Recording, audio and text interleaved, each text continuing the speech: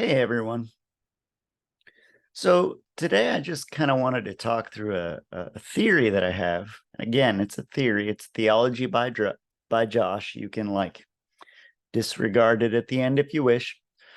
But my theory is that inner family work is Jesus' way of doing spiritual work, and that's why we have a triune God concept. I don't want to make assumptions about Jesus's self or Jesus's family. I don't think Jesus's self was a sinful self, nor do I think Jesus's family was a dysfunctional family.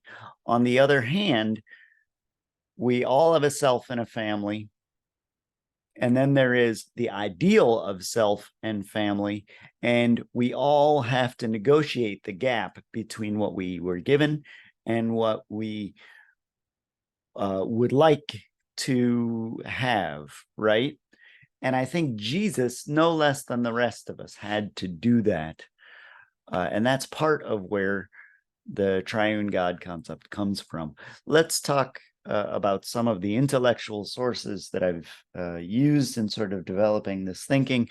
First of all, Jordan Peterson says that our basic human needs often show up as autonomous voices in our psyches that only want one thing. Let's think also about the Desert Fathers.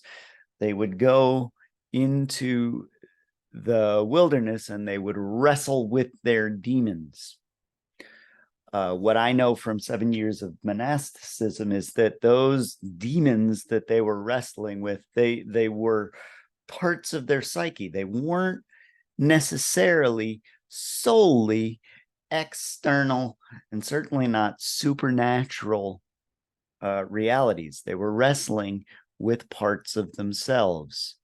In part, there may have been an external dimension to it, but my experience as a monk would say that there was also an inner experience to it.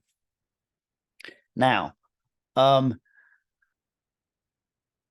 I think that part of what Jesus realized is that if you sit with your unmet needs until you can handle them non-manipulatively, that can become the engine for prayer, right? And I think Jesus developed that starting in the desert with his experience with the devil, and continuing throughout his life.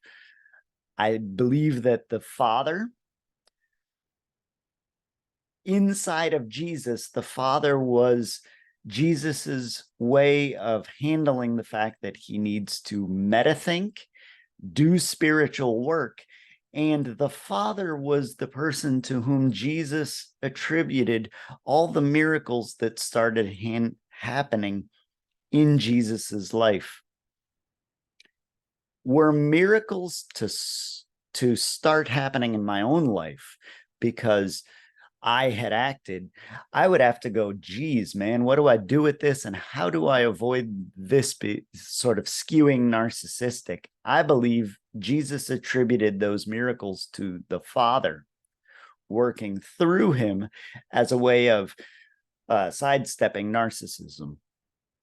I do believe that Jesus's identification with the Son of Man, the Son of God, was his way of saying, I am going to both bear suffering, but also not blame those for whom I'm suffering that maybe aren't dealing with the fact that it's their fault, right? I know that when I deal with suffering, when I, Josh, deal with suffering, if I put up with suffering, there's also a level on which I sort of blame people for it. And I have to really be careful about cynicism and negativity. Jesus found a way by being the compassionate Son of God to both bear all the suffering, but also not blame. That's an amazing, exquisite psychological thing that Jesus accomplishes there.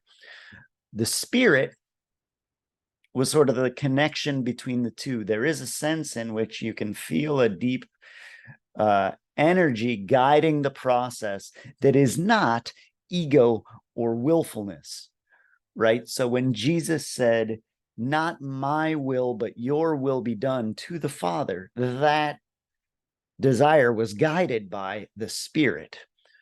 And that movement between the Father within Jesus's psychology, the compassionate Son within Jesus' psychology, that movement is the same voice with which Jesus says, you will see the angels of God ascending and descending on the Son of Man. One last thing. I think that Jesus's goal, or the end game for Jesus, was give it all up. Just like Jesus has in the end to hand all things over to the Father, just like Jesus on the cross says, into your hands I commend my spirit, so we have to do the same thing. And the way this looks is the way it looked for Elijah when Elijah was in the cave. Elijah said to God, "I've been very zealous for God, and they, Jezebel and others, they are trying to kill me."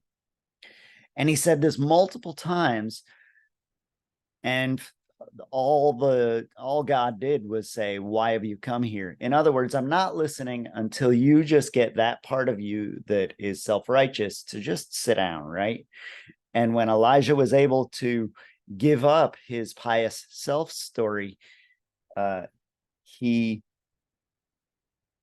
heard the still small voice of the wind, covered his face as one covers their face when they see God, and went to the mouth of the cave. Jesus in the desert was able to do the same thing, whereby he was able to not respond to the temptations of the devil until he was able to say to the devil, "Be gone," etc. And then, one gospel says the angels came and ministered to him. The other just simply says, the devil left him until an opportune time. But this kind of giving up of the whole, even the pious self, for the sake of listening with the ears, this is the whole task of the Israelite experience of God. In the middle between where we are and the listening with our ears that we're traveling toward, in the middle, there's this whole identification of God with I am.